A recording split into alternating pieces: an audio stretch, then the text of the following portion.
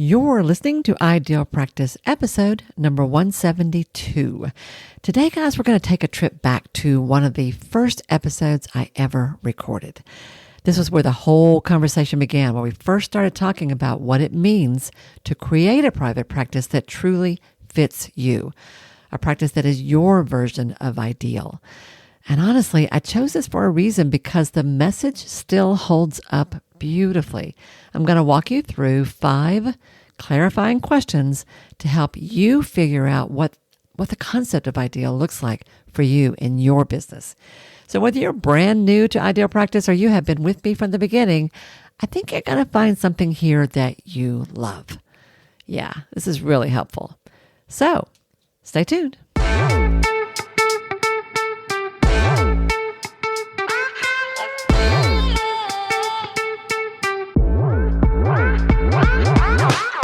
Hi, I'm Wendy Pitts-Reeves, and with over 2 decades of experience in the private practice world, I've built my 6-figure business while learning a lot of lessons the hard way. This is the first podcast that shows you how to apply the principles of energy, alignment, and strategy to build a practice that is profit-centered, but people-forward. This is the Ideal Practice Podcast. Hey guys, and welcome back to another episode of the Ideal Practice Podcast. This is Wendy Pitts-Reeves, your host. And as always, I am very happy to be hanging out with you today. And I'm really excited about this new way that we're going to be doing the podcast for the next couple of months. Today begins that process that I told you about last week. Remember? This is part of our new rhythm. I am mixing up from week to week a combination of fresh, focused reflections on various things that I want to share with you. And on the alternate weeks, we're going to play a favorite replay. I want to revisit some of the early episodes that capture the heart of what Ideal Practice is all about. This one was recorded way back when the show was just getting started, but the ideas that I'm talking about here still guide everything I teach today. For real. So I think this is going to be helpful. So without further ado, let's dive in. Hey there, everybody. Thank you so much for being here. Thanks for coming back. I'm excited about that. I cannot wait for us to get to know each other. I'm really excited about some of the conversations that I know we're going to be having here on the show. And I couldn't think of a better way to get started than by talking about the concept of what it means to create an ideal private practice. The word ideal is a bit loaded, right? In fact, those of us who tend to be drawn to healing arts, to this kind of work, are often accused of being idealists, as if somehow that was a bad thing. I don't really get that. To me, what that means is that we believe that things can get better, that our clients can get better, that the world can get better. If we didn't believe that, we wouldn't last very long in the kind of work that we do, right? That's for sure. But here's the thing. As entrepreneurs who are at cause in our businesses, and that's a phrase you will hear me say from time to time, when I say that we are at cause, what I mean is that we own our responsibility for our own success, our response ability, our ability to respond to what happens in front of us, to what unfolds in front of us. We own it all, y'all, when we own our practice, right?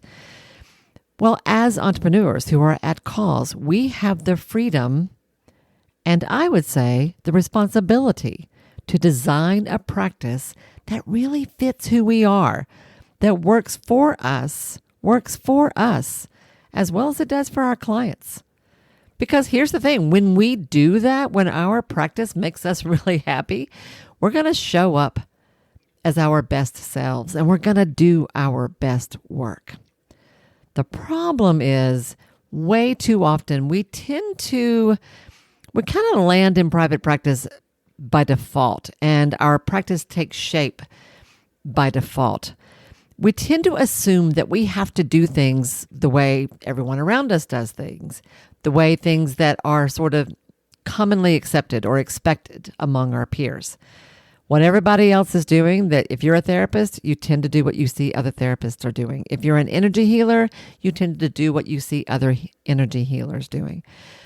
But if you run your practice the way everybody else is running theirs, and if it doesn't really quite work for you, if you're not careful, that can get you to a dark place. It can take you to a place where you end up feeling exhausted, underappreciated, and broke.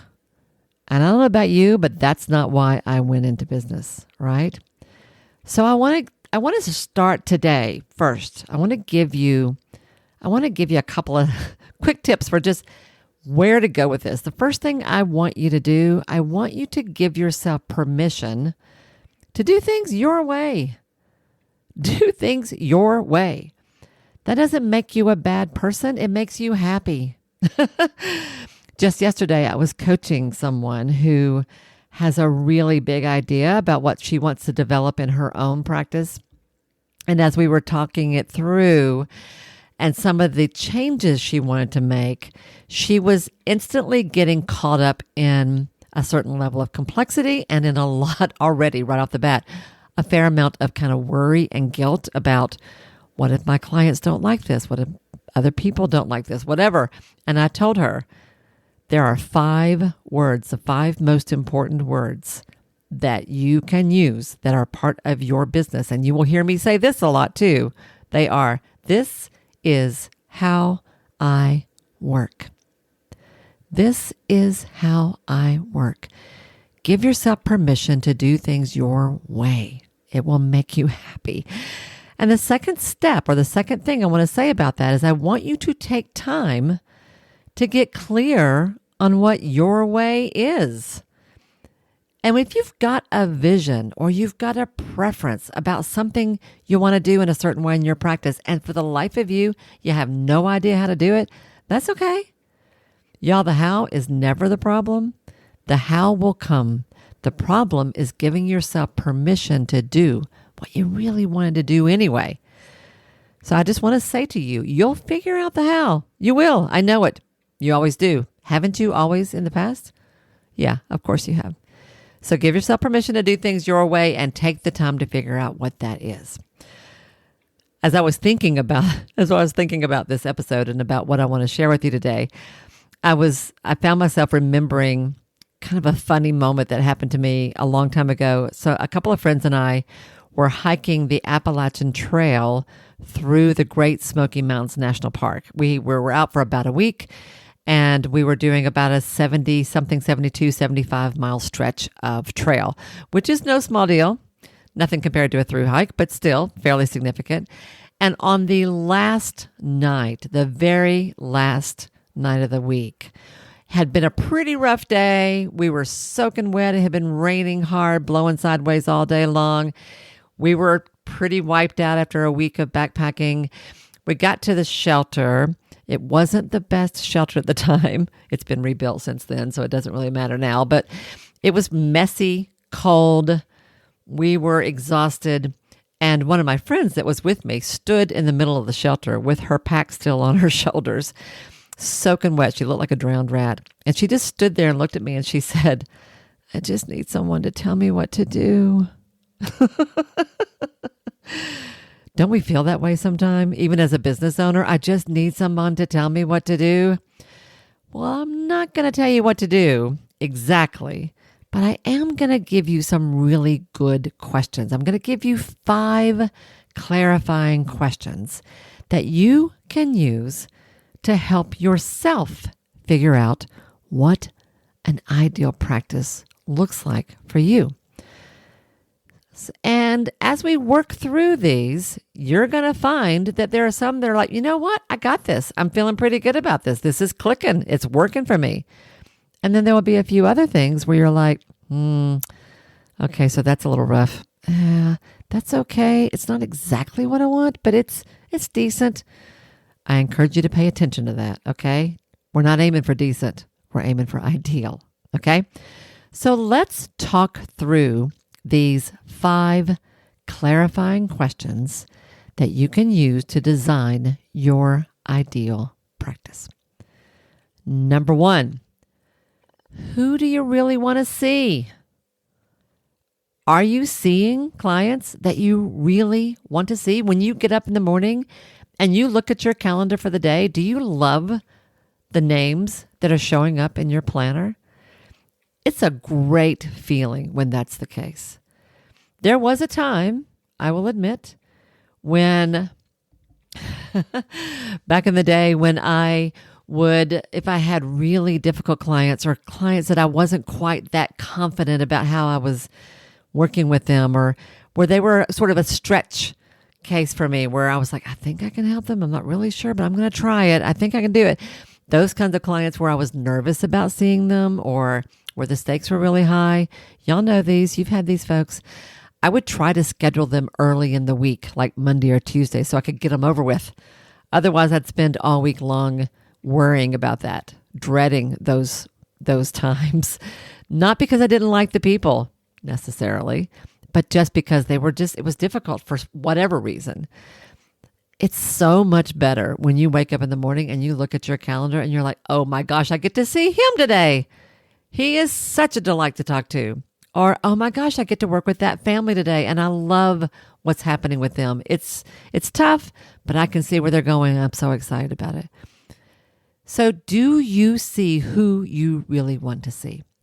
I'll tell you, from the very beginning as a psychotherapist, I did a better job of saying what I didn't work with than what I did. Because the truth was I would work with almost anybody around almost anything. The one thing I never did treat were folks who were struggling with any kind of an eating disorder. Now, there were times when people would tell me on the front end that was a part of what they were dealing with, and I would say, that's not really my specialty. I'm not an expert in that. There are other people in town who are better at that. Let me give you some names. And they would often say, yeah, but I really want to work with you. It's okay if that's not your thing. And when that was the case, I would sometimes say, well, we can give it a shot, but if I don't feel like I'm serving you, I need you to know I'm going to refer you out. But we can try it and kind of go from there. So I was willing to do that. But when the main presenting problem was an eating issue, I would say no, okay? That was from the beginning. Like I was clear about that from the start. I was less clear about other things. Over time, my practice has evolved a lot. There's all kinds of ways that things have changed, but I'll tell you one of the funny ones was somewhere along the way, I decided to stop working with small children. Now, in the beginning, I worked with literally everyone from age 3 up, everything from 3 years old to 83 years old. Full families, couples, individuals, teenagers, you name it. It didn't really matter because I was enjoying it. I was learning a lot. But there came a time when I thought I was sitting on the floor working with like a 6 or 7 year old, and I was thinking, this is not my forte, and sitting on the floor is getting a little harder.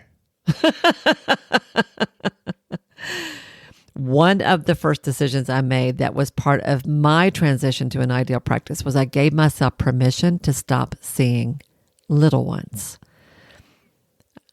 There were other people who were better at it, and I didn't really like sitting on the floor so much. So there you go. So that's what I did. Who do you really want to see? And is that who is in your practice? That's question number 1. And it's not mean or selfish not to see everybody. It's clarity. It's serving the people that you are best suited to serve. Got it? Okay. Question number 2. What kind of work really lights you up?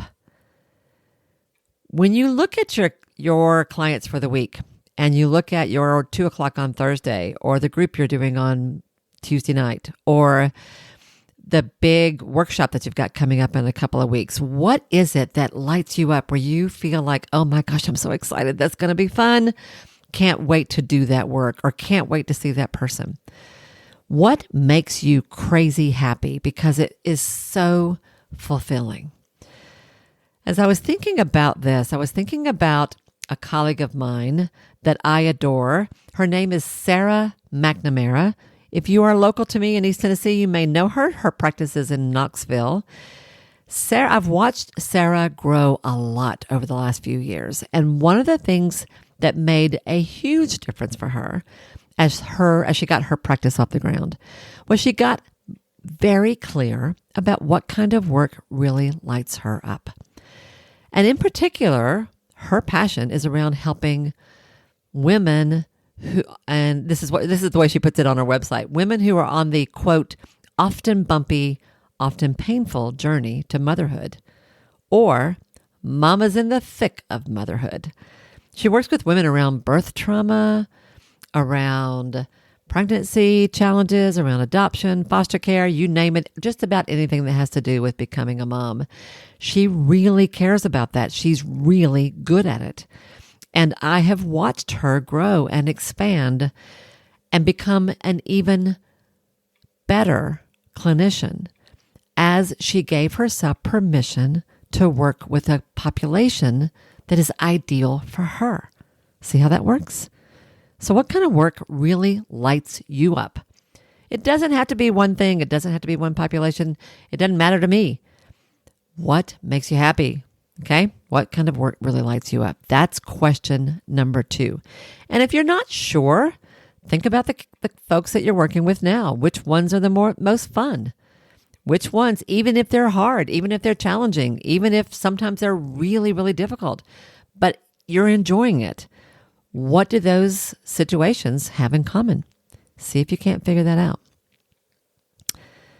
Question number 3 is a little bit simpler. This is a little bit more nuts and bolts. And that is, where, when, and how do you want to work? I was coaching, was it last year? I was working with a woman in the Northeast, I'll just say that, who had a really full private practice, was working with all kinds of folks. And she actually was an online therapist way before being online was a cool thing. And she did really, really good work. She had lots of folks and she had them from all over the place. But her hours were also all over the place. When I first met her, she was seeing folks on the weekends, in the evenings, in the mornings, middle after the afternoon, all kinds of times, right? I want to just add, let's start with your hours. Do you do best early in the morning? Do you do best in the evening? What kind of time schedule works best for you? Do you like seeing people back to back? Or would you rather have an hour in between or half an hour in between? What kind of schedule works with your energy? All right. Where do you want to work? Do you want to work in an office, in a physical office that's out and about in town somewhere? Do you want to work online? Do you want to do some version of those two? And let me give you a couple of examples that will sort of speak to these. My very first business partner, her name was Annie. She was a clinical psychologist who did a lot of work with teenagers. Actually, we had that in common. We both really loved teens. And a big part of her practice was working specifically with adolescent girls. But there came a time when she made the decision, as a business owner of her own practice, to stop seeing anybody after 2:00 in the afternoon, because her own kids at that point were in school and she wanted to be home when they got home. That's what an ideal practice is, right? Developing your practice to work for you. And when she made that decision that she was going to stop seeing people after 2, and her primary practice was around teens, I actually didn't think that was going to work. What I thought would happen was that her practice would change, that her clients, the type of clients that she worked with, would change. But it didn't, not really. She found a way to make it work for the kids that she was working with. And another way of looking at that is the kids that really wanted to see her found a way to make it work, right? So that was one example. And then there was another partner of mine, actually, at some point, who was working with me. She was part of my group practice, and the time came when she decided to move her practice home. Actually, that happened twice with 2 of my colleagues at my practice. She had a good setup. She had moved to a different house where the parking was good, the neighborhood was good, there was privacy. The energy was good. There were a lot of benefits in her mind to seeing people at her home. She had a really good setup that made it work for her. I wouldn't have wanted to do that. That's not something that has ever been appealing to me, but it was for her. And she's never looked back, right? So My point is you can make this work for you no matter what. If you see couples and you feel like you have to work in the evening because people can't get off work, that's just not true. The ones who really want to see you, who are right for you, will make it work. I've seen this over and over and over and over again. So give yourself some time to think about this. What hours do you want to work? What days do you want to work? Okay, where, when, those kinds of things. All right, question number 4. What feels like good money to you? What feels like fair payment, appropriate payment? How much money do you want to make? And here is where I'll do my first little bit of kind of pushing you a little bit. Whatever that number is you've got in your mind, I want to make this much an hour, I want to make this much a year, bump it up at least 25%, maybe 50, maybe double it. Because I'm 99% sure that most of you, whatever number you've come up with, is too low. Not all of you, there's an exception to that here and there, but I know you guys, most of the time, your numbers are going to be too low. But I want you to think about what feels right to you. What feels fair? What feels like an honorable representation of the good that you do? I had a colleague one time who charged $200 an hour for a court appearance back when the going rate was more like 100, 110, 120. I thought that was crazy. And she would also charge for the whole day. Like if you needed her to come and testify, she was willing to do that, but you had to agree to pay for a full day of her time because she essentially had to be on call because you never knew when you were going to be called to the court or not. So I thought that was kind of crazy, but the kind of work she did involved a lot of court work and she was good at it. She came at it from a place of integrity. She really served the clients and families that she worked with. So she got paid that, right? And then there was I've known this, actually, there's one particular person I have in my mind, but there are several folks I've known who've never taken insurance. Those of them, I'm talking about folks who, and then there are those who, among the psychotherapy world that I've known who never took insurance in their practice. Like from the beginning, they just didn't do it. They were paid full fee from the beginning all along. That blew my mind the first time I saw it. Absolutely blew my mind. Not so much anymore, but it did in the beginning. And then I've seen healers who will tell you that their going rate for their work is like, I don't know, $150 for an hour or $200 for an hour and a half. But when you dig into it, they're really getting as little as like $40, $50, $60 for a session for what they do for lots of different reasons. So I want you to think regardless of where you are right now, here's what I'm charging, but here's what I'd like to charge, or here's what would actually feel more respectful for me. I just don't know how to do it. Or if you feel guilty about it, or you feel stressed about it, or you've got the mindset stuff is coming up, don't worry about that. That's okay. That just shows that there's room for growth here. But an ideal practice, y'all, pays you well, pays you a fair and honorable rate that accurately reflects the good that you do. We're going to be talking about that a lot. All right, and then the last question, number 5, what is your why? How are you making a difference?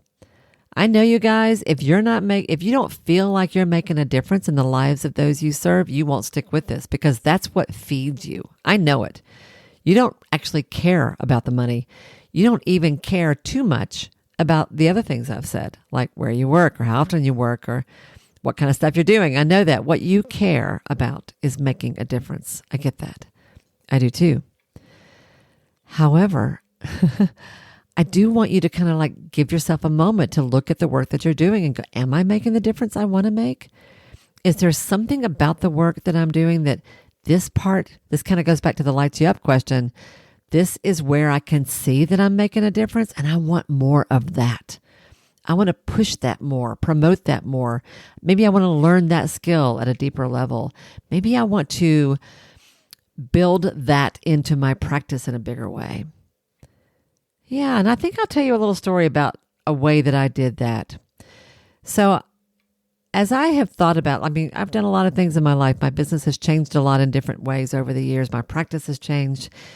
But there has been one theme that ties together pretty much everything I've ever done. And that is, first and foremost, I get really, really excited when I can get people to do things that they think they can't do. When I can get you to do something that makes you proud, I cry. Yeah, I do. So as a therapist, I'm a pushy therapist. I challenge people with love, gently, not inappropriately, but I am known for kind of pushing folks to do a little bit more than they think they can do. And there was a time when I was really exploring lots of different things in my practice, and I worked with a woman who was I want to say she's in midlife. I want to say late 40s, early 50s. And at this particular point in her life, she was taking care of an elderly parent in her home. And this particular parent was quite demanding, quite difficult to take care of. I can't remember now if Alzheimer's or dementia was involved. I just remember that my client was exhausted because she was the sole and primary caregiver for this parent. She had a full-time job. When she got off work every day, which I think was around 4, she went straight home to take care of this parent. And I don't remember now how she dealt with things during the day. I don't remember that. I just remember that she worked and she went home where she basically did her second shift, right? And that was her whole life. So by the time she got to me, she was understandably exhausted, depressed, overwhelmed, trapped with guilt and feeling bad because she loved this parent and yet she had no life, right? And I'm sure a lot of you can relate to that. A lot of us can relate to that. But I wanted to get a little daylight in there and just help her begin to, in the simplest, smallest way, start to build a life back for herself a little bit. And I just kind of wanted to poke at this idea that she had to be the 100% caregiver all the time for this parent. So when I first started working with her, I just proposed the idea. I said, would it be possible, do you think, when you go home, if on your way home you stopped at a coffee shop, let's say Panera, and had a coffee or a cup of tea or whatever your particular favorite beverage is, and maybe just gave yourself a few minutes to read the paper. Just a little bit of a break in between your job during the day and your job at home at night. Just, 30 minutes on your way home, a little bit of a break. And when we first got started, she told me there was no way she could do that. This parent would not be able to tolerate it. Whatever I honestly don't remember who was taking care of this person during the day, but whatever it was, she felt like she had to hurry up and get home. So that's where we started. But eventually, I was able to convince her to begin testing that idea over time. And to make this long story short, about 6 months into our work together, she had made enough progress and had gone far enough that I really started to up the ante. And I asked her, I said, have you ever taken a trip by yourself? Have you ever gone anywhere by yourself just for fun? Well, it turns out that she actually had back in the day when she was younger. She had traveled a lot all over the U.S., all over Europe even. But she'd lost touch with that part of herself as she'd gotten older, as the obligations of life had weighed her down. So there was a time, yes, when travel was a big part of her experience, but not anymore. And I said, what would happen if you gave yourself permission to just take a little trip? Maybe a weekend, maybe a long weekend. Doesn't have to be far. Maybe a city 2 or 3 hours away. Whatever, not too far. Now, this was a long way from, can you stop at Panera and get a cup of coffee on your way home? So that's how far we had come, that it was even conceivable that this could happen. And so I I began to kind of sort of plant that seed and began to kind of poke around on that a little bit and just sort of explore that as kind of a fun thing to think about. Possibilities, right? Ideal. In an ideal world, what if you could take a little trip by yourself? Well, y'all, she did. Here's the thing. She eventually, on her own, made the decision to actually go see a friend that lived in a city that was 7 hours away by car. And I won't go into all of it now because this is one of my favorite stories, and there's a really good chance I'll tell it again later. But she had to do a lot to make this work. There were tons of obstacles she had to overcome, left, right, and center. It was astonishing. But by the time we got to this point, she had set her intentions, and she was strong enough, clear enough, determined enough that one by one, she found her way through, around, under, over those obstacles. And by golly, she did it. She took a trip for a full week away by herself to see a friend in person that she hadn't seen in over a decade. It turned out to be a life-changing experience. I love that story because that's my why. My why is to help others do things they thought they couldn't do and create a life, or in this case, a business that they never thought they could create. That's why I get so excited about you all when I see you standing in your power, owning your authority, charging what you're worth, building an ideal practice that really is perfect for you. Perfect for you. So I've got a little exercise for you that I want to suggest that in terms of kind of like where to go with this. Here's what I want to encourage you to do. I want you to set aside, let's say, a good 30 minutes. Maybe you want to go to Panera. And get yourself a notepad and work your way through these 5 clarifying questions. Remember again what they are. Who do you really want to see? What kind of work really lights you up? Where, when, and how do you want to serve your clients? What feels like good money to you? What kind of money do you want to make? What do you want to charge? And what is your big why? What is the thing that the thread that goes through it all that makes it worth it to you?